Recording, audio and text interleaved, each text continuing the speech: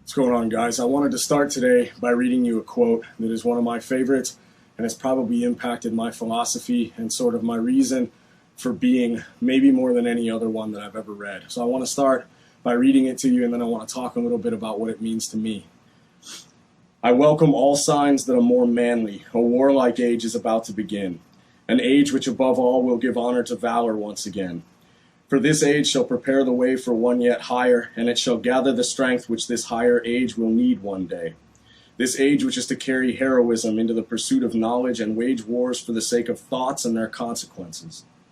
To this end we now need many preparatory, valorous men who cannot leap into being out of nothing, any more than out of the sand and slime of our present civilization and metropolitanism.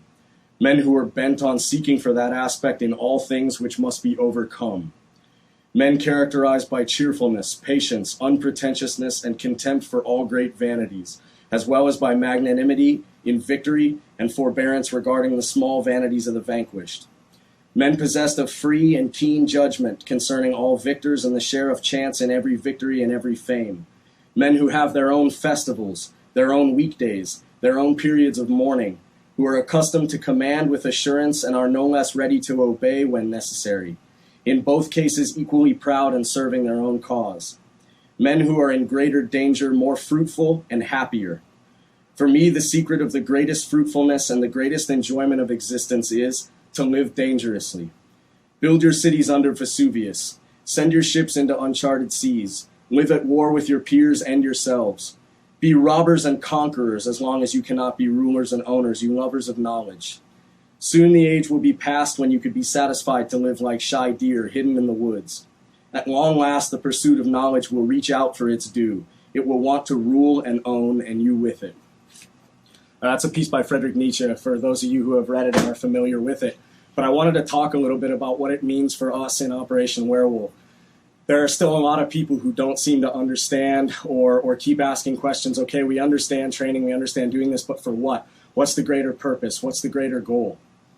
Well, the point is that regardless of whether there is a greater goal or not for you, the idea of being prepared for when one presents itself is something that we cannot understate.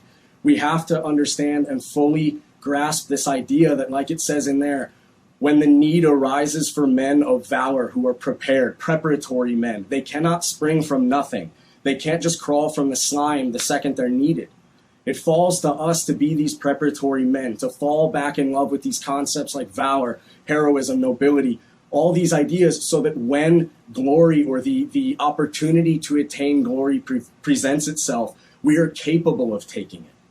So what this means is that all of you who maybe are intellectuals or who fall more on that side of the spectrum, who pride yourself in reading and all this kind of stuff, but are maybe lacking in the physical area, I understand. I love reading. I love to read books. I would rather stay at home most days and read something than go out and train jiu-jitsu with a bunch of 21-year-old, 22-year-old jacked fucking lean dudes whose testosterone levels are through the roof. But it's a challenge. It's about being prepared, whatever it is that you're training. And the same goes for the physical guys. If training physically comes easier to you, or you love it a lot more than you love, reading books and stuff, sacrifice some time and put it into, understanding where your resolve can be sharpened by training the intellect and understanding that the will can be strengthened through disciplines outside of those that you're comfortable with. So, when people ask, what is the final goal?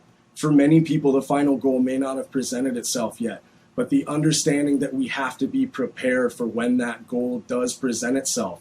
We can't be cast to the wayside like chaff because our minds and our bodies are not prepared. So for those who still have questions, the ultimate goal of this is to be ready for whatever comes, which means you have to train the body, you have to train the mind, you have to make savage the spirit, you have to do all these things in order to be prepared to reap that glory when it comes. 92, guys.